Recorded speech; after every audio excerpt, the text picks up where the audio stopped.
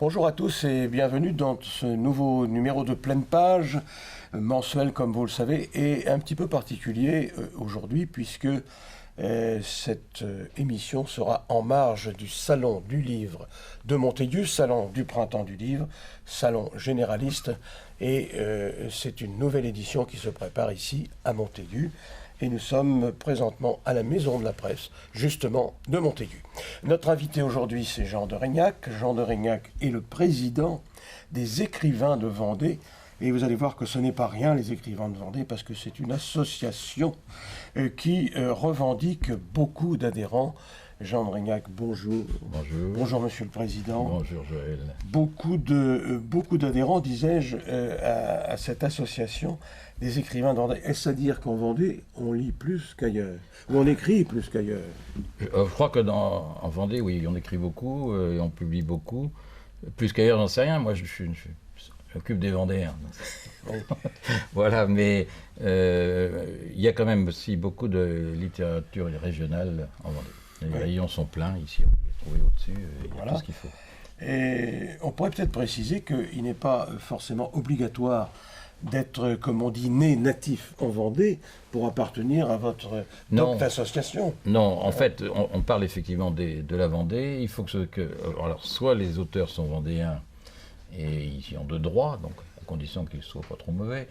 Et ensuite, si on parle de la Vendée, et qu'on vient d'ailleurs, c'est parfait, c'est aussi la promotion des livres vendéens, enfin de la littérature vendéenne. Voilà, les étrangers sont admis. C'est admis. Puis alors, je veux dire, si on déborde un tout petit peu, comme on n'en a pas de société aussi vibrante autour, de temps en temps, on va faucher quelques talents ailleurs. Ailleurs, oui, voilà. Ça fait jamais de mal. Alors, l'existence des Écrivains de Vendée, combien d'années d'existence? Plus de 30 ans, on doit être à 32 ou 33, je ne sais plus. C'était Joseph Rouillet à l'époque avec Jean Huguet qui ont lancé ça il y a... Oui.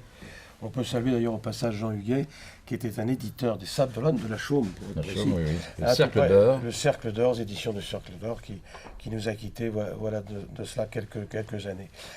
Occasion de saluer Jean Huguet, que nous avons bien connu, n'est-ce pas, oui. Jean de Régnac? Oui. Il n'avait pas trop de mépris pour moi, c'est gentil. Oui. Bah, écoutez, il en faut bien quelques-uns qui vous apprécient tout de même. Oui. Bon, la preuve, c'est que vous êtes élu président. Oui. Ah ben...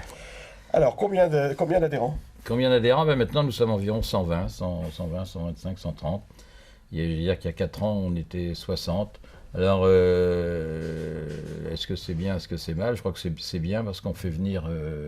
on s'ouvre de plus en plus et on fait quelque chose. On fait cette revue qu'on développe beaucoup. Je pense qu'il est bien maintenant, c'est que les écrivains vendéens se retrouvent dans cette revue, sont fiers de leur revue, sont contents d'y participer.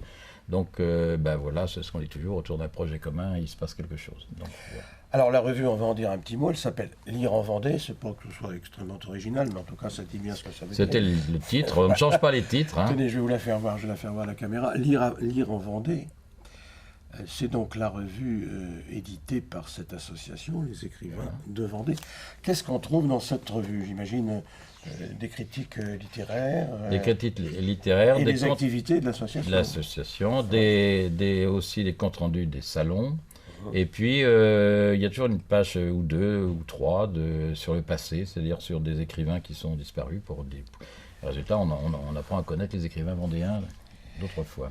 Alors, quel genre littéraire est-ce que les auteurs de cette association ont le droit ou le devoir de présenter dans votre association? Ah ben, les gens, tout est admis. Au départ, il y avait des règles beaucoup plus strictes. Il fallait avoir deux livres parus chez un éditeur. Publié. Merci. Non, mais c'est pas la même chose. Très rigoriste, il a raison. Donc, publié chez un éditeur de renom. Et non auto-publié. Maintenant, les règles sont un peu différentes parce que l'auto-édition existe d'une façon plus importante. Et puis, on veut être plus ouvert. Bon, mais voilà, donc... J'imagine tout de même que vous faites une petite sélection, parce que maintenant, tout le monde veut écrire sa vie, son œuvre... Oui. Non, mais alors, la sélection, elle se fait dans la critique. Hein. Il faut savoir, on ne dit jamais absolument du mal de personne, c'est pas le but de l'opération, on veut descendre personne.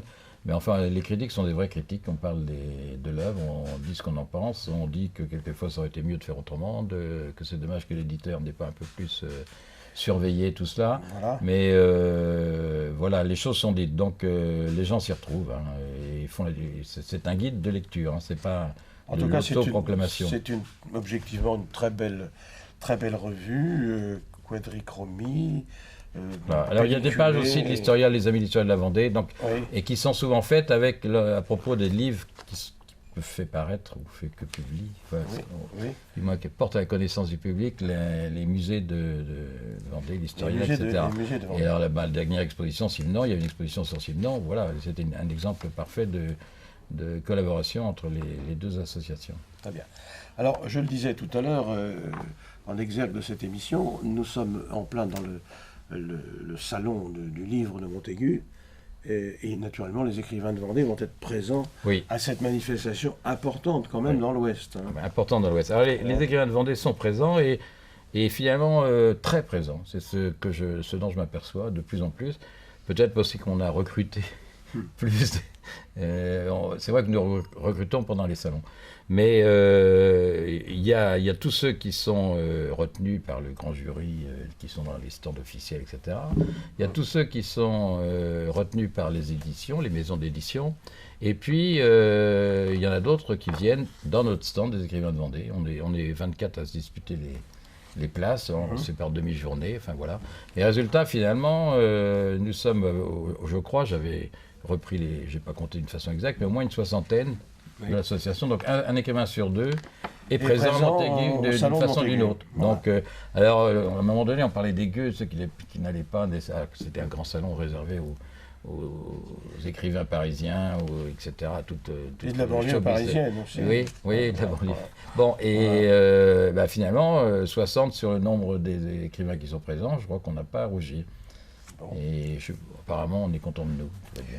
Alors, en feuilletant justement votre revue, Lire en Vendée, on s'aperçoit tout de même qu'il y a une majorité de manuscrits historiques, ou romans historiques, ou histoires romancées. Et ça tourne majoritairement autour de l'histoire. Oui. Alors là, vous êtes sur les pages des catalogues les catalogues des Amis de l'Historial. Donc c'est à propos de toutes les expositions qui ont eu lieu. Mais après, vous avez aussi, effectivement, il y a beaucoup... J'avais tort d'ouvrir cette page.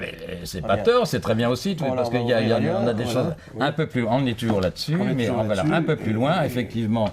Alors on commence par 2 pages sur la poésie. Il est terrible. Ah oui, il est terrible, j'allais ouvrir pour... Ensuite, voilà, ça, c'est régionalisme. Alors, il y a beaucoup de choses. On a fait un petit truc sur les Sables d'Olonne. Je vois l'histoire de Marmoutier. Moutier, voilà, oui, Marmoutier, tout ça. Alors là, régionalisme, on est en plein dedans. En plein dedans. Et puis après, guide vendéen, tout ça, oui, on est historique. Le dernier prix des écrivains de Vendée, c'est pas aux hommes comtois, non, c'est pas celui-là, mais c'est Guillaume le Conquérant. Enfin, voilà. Et il y a même l'homme selon Marx. Oui, eh bien oui, ça, il n'est pas adhérent chez nous, mais il paraît que... Il pourrait le devenir, très bien. Il pourrait le devenir d'une part, et ensuite, c'est un auteur connu et reconnu, et ses livres s'arrachent, donc pourtant lire Marx c'est bien, les études sur Marx, eh bien lui il n'a pas peur, et ça fonctionne très bien. Et ça fonctionne très bien. Alors je dois dire aussi que dans votre association, chaque année il y a des remises de prix littéraires. Comme chez Drouin ou comme à l'Académie française ou autre chose. Alors, cette année, il y a donc eu 2 prix de remise, je crois savoir. Tout à fait, 2 prix. Alors, vous nous en dites un mot. Voilà. Je dis un mot et je vais m'aider pour me rafraîchir la mémoire. Voilà. Alors, 2 prix, vous voyez, Guillaume le Conquérant dont je parlais tout à l'heure, là, Yannick Chauvin.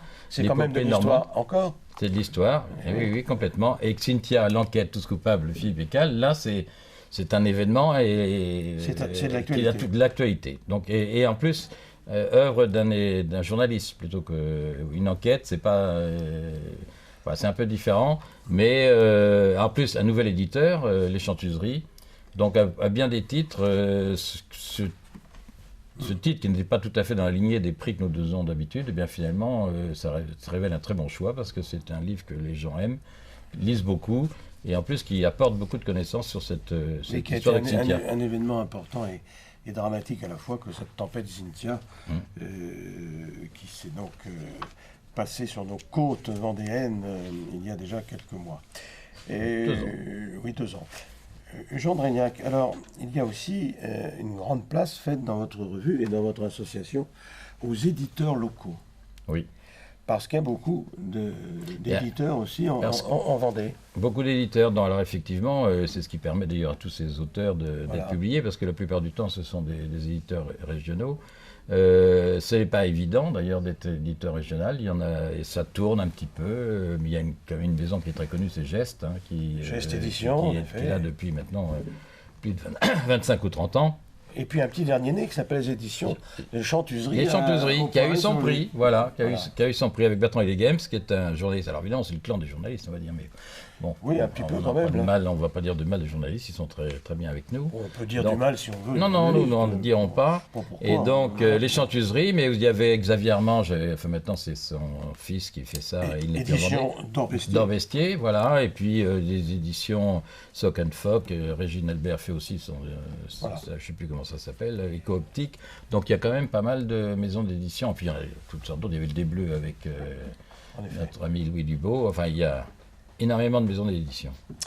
Alors, moi j'ai envie de demander au président des écrivains de Vendée, comment est-ce qu'il faut faire, comment est-ce qu'il faudrait que je fasse par exemple pour éditer un manuscrit, en admettant que je sache écrire bien entendu. Alors j'écris quelque chose, et après je fais quoi avec mon manuscrit ? Il faut venir, c'est l'occasion là, à Montaigu, tout autour ce sont des éditeurs. Donc voilà. Vous faites le tour, vous allez les voir. Est-ce que c'est difficile de se faire éditer ? C'est toujours difficile parce que c'est difficile de faire de l'argent. Je veux dire, c'est pas le but de faire de l'argent, mais d'arriver à faire sortir de façon rentable un livre. Le but d'un éditeur, c'est en général de faire connaître, à part le rôle commercial normal, mais de suivre une ligne d'édition, de faire connaître un genre de livre et d'arriver à faire naître des idées, enfin voilà, faire s'épanouir tout un courant. Donc là, oui. Oui, et on retrouve des noms tout de même connus, assez réputés en littérature, passés ou présents, et j'espère à venir pour votre association. Alors là, par exemple, un petit mot sur Jean Yol. Oui, Jean Yol. Tout de même. Voilà pour Jean Yol, parce qu'il y a eu un film qui est sorti, qui a été diffusé il y a peu de temps, donc voilà, un petit peu sur Jean Yol, et en même temps, on avait une conférence sur Mille Sandeau. Alors, vous voyez, les choses, c'est des années. Mille Sandeau, j'avais vu quelque part, peut-être pas dans ce magazine, de ce numéro-là, j'ai vu quelque part un mot sur Alphonse de Chateaubriand et la Brière. Je ne parle pas de François René, mais d'Alphonse, c'est-à-dire plus récent par rapport à nous. Oui. Et puis alors, chez les présents, nous avons notre ami Yves Violier, tout de même. Yves Violier, voilà, oui. Qui, lui, édite chez Robert Laffont. Laffont, oui. Voilà. Donc, Yves Violier, qui est, je dirais, partie plus que prenante dans cette revue et dans l'association, qui apporte effectivement, qui apparaît une fois sur deux, puisqu'il y a un roman par an, donc nous avons beaucoup de... Oui, il publie beaucoup, Yves Violier. Oui, un par an, à la rentrée, il y a son livre. Donc là, voilà, et puis qui nous guide un peu aussi dans certains choix. Enfin voilà, c'est pratique d'avoir des gens qui s'y connaissent un petit peu là-dedans, parce que moi je suis pas un vrai écrivain, je suis un peu en dehors de tout ça. Donc c'est bien qu'il y ait... Vous êtes un vrai président, tout de même. Oui, j'ai un vrai... Voilà, disons, il paraît que ça peut fonctionner comme ça. Ça fonctionne d'ailleurs apparemment comme ça. Alors Jean Dréniac, on va prendre quelques œuvres, quelques ouvrages de vos auteurs. On va peut-être commencer par ceux que vous avez, j'en ai apporté moi-même quelques-uns. Ici nous avons, on parlait d'histoire, j'avais bien raison, Guerre de la Vendée et des choix. Ça ressort encore, ça c'est le Centre vendéen de recherche historique, le Quignot, c'est Jean Artari qui fait une édition critique du livre de Quignot, qui était donc un... Ça c'est un essai. C'est un essai. C'est pas un roman, non, c'est tout à fait, c'est pas un roman. Très bien. Alors, voilà un roman. Alors, je ne l'ai pas lu, c'est un de nos membres éminents. La vie partagée. J'ai lu rien de lui tout ça. Je vais découvrir celui-là. C'est édité, il faut le signaler, par l'Harmattan. Ici, l'éditeur. Centre vendéen de recherche. Le Centre vendéen de recherche. Notre ancien président. Histoire de la Vendée monumentale. Histoire de la Vendée monumentale, c'est Michel Dillange. Édité, lui, c'est Geste. On en parlait, oui. Rédal Sécher, j'ai déjeuné avec lui tout à l'heure, donc on a parlé de son livre, il a fait une conférence, il est paru à la télévision, il y a tout un débat là-dessus. Voilà, tout ça est quand même bien ciblé sur la Vendée. Eh ben voilà, un petit... voilà. Alors là, c'est merveilleux ça, des livres de poésie. Oui. Il y a... Alors là, on va changer de genre. Carrément, nous entrons dans la poésie. Là. La poésie, voilà. L'essai, pour l'essai, oui, voilà, on a un peu, c'est amusant, il n'y a pas beaucoup de... Hein, Non, c'est très sobre. oui, c'est un euphémisme. C'est un euphémisme. Voilà, bon, ben oui, ben, voilà, c'est son dernier né, il me l'a donné il y a 2 jours. Alors, Hier plutôt. Michel Dillange, donc, on connaît bien. Paul Toublanc, également, voilà pour les auteurs. Ça, c'est un ouvrage, je vais dire, collectif ou presque. Il faudrait vous parler de Régine Albert. Voilà une femme qui écrit dans votre association. Qui est dans l'association. Je suis devenue grande, je fais voir à la caméra. Je suis devenue grande, Régine Albert. Voilà, c'est pas un tout dernier, mais... Non. Mais elle est toujours grande. C'est toujours grande. Alors, là, nous avons Pigeon Vol de Bertrand et les Games, chez Geste Édition aussi, mais Bertrand et les Games, c'est lui qui est devenu éditeur, justement. Voilà, les Chantuseries. Jean-Paul. Au poire et survie. Alors, c'est un roman, en revanche. Voilà. Là, on va changer un petit peu de genre littéraire. Préface de Ménie Grégoire, je commence par la préface parce que c'est tout de même important. C'est les éditions Amalthée, L'Angevine meurtrie. C'est un polar, je crois, ça. Hein, oui, c'est un thriller. Oui, hein. oui. Je ne l'ai pas lu celui-là. Là. Et c'est Joseph Violot. Un petit mot peut-être parce qu'il était très actif dans votre association et malheureusement il nous a quittés il y a quelques temps. Donc voilà, nous en sommes roman, essai, œuvre collective. Et puis ce petit qui est adorable, ce petit opuscule de Bernard Brunelière, Dans l'ombre des cités perdues. Vous l'avez lu celui-là? Oui, c'était Saint-Hilaire de Loulay, notre ami. Oui, c'est un voisin en quelque sorte. C'est un recueil de poésie. Alors, il y a vraiment de tout chez vos écrivains, de tous les genres. Et puis, on va continuer. Oui, vous avez là... Encore. Alors, voilà une autre dame, Evelyne Thomer, Madeleine et ses 2 maris. Vous êtes l'un d'eux, non? Non, mais c'est à cause de son histoire au Canada, c'est assez amusant. Ça. Au Canada, chez Geste Édition, encore. Un roman de terroir. Bon.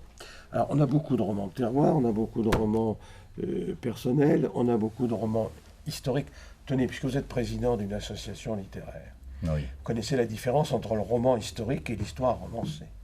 Ah, non, mais je vais vous laisser la dire, cher ami. Non, je vais pas me... Voilà un président qui ne sait pas. Il ne sait rien. Qui ne sait pas la différence. Il ne sait rien. Alors, mais qui écoute. Le roman historique. Oui, roman historique.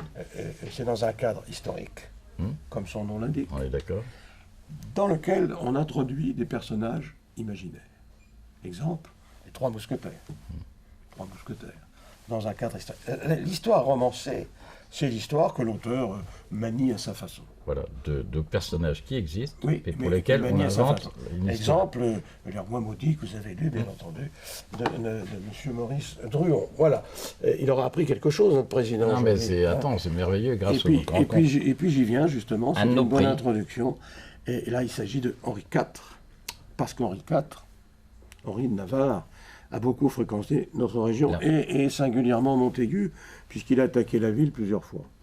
Prise, reprise, perdue. Fontenay aussi, il y en a partout. Et Fontenay.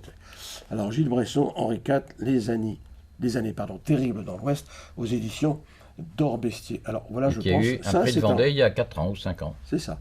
Ça, c'est l'histoire romancée, par exemple. Oui. Ce dont nous parlions. À quoi que j'ai retrouvé beaucoup d'éléments bien précis. Hein.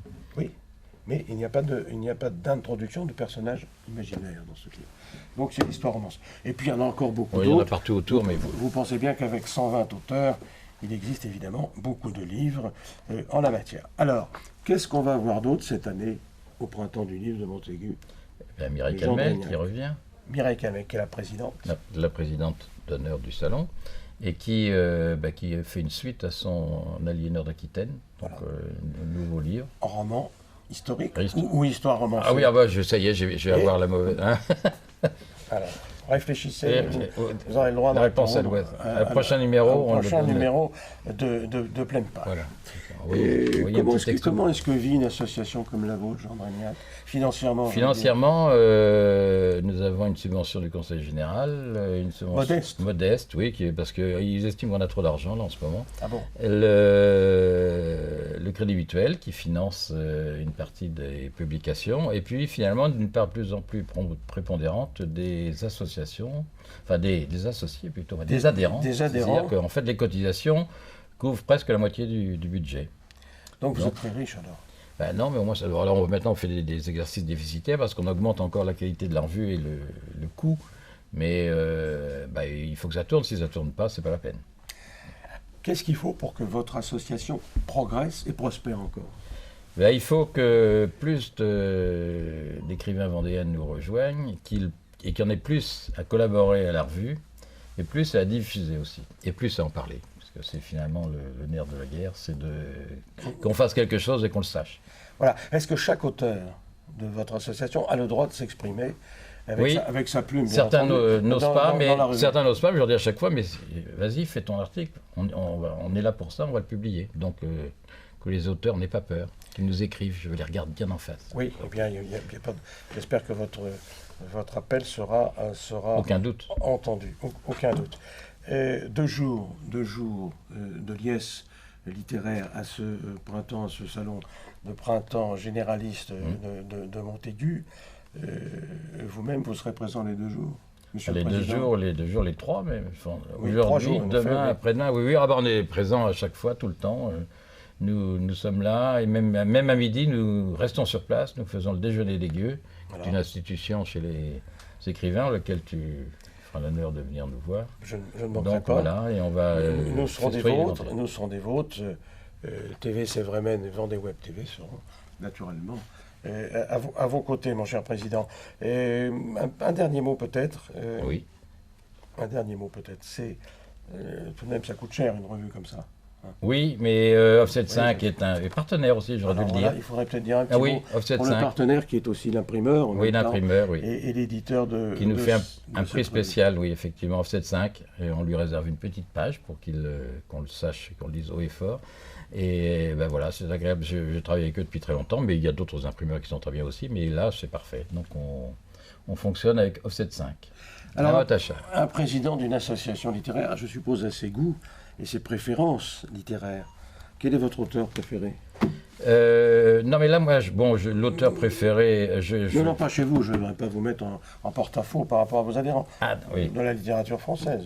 Alors là, c'est un piège. Prenez quelqu'un de disparu, comme ça, vous n'aurez pas de problème. Ah ben moi, j'aimais beaucoup Montaigne. Voilà, donc facile. Montaigne, Voltaire. Voilà, de mettre à penser pour moi, c'est vrai qu'ils m'ont beaucoup marqué. Ce sont des sceptiques. Ce sont des sceptiques, alors je peut-être oui. Ça peut correspondre. Vous n'êtes pas antiseptique. Non, voilà, je suis sceptique. Voilà. Très bien.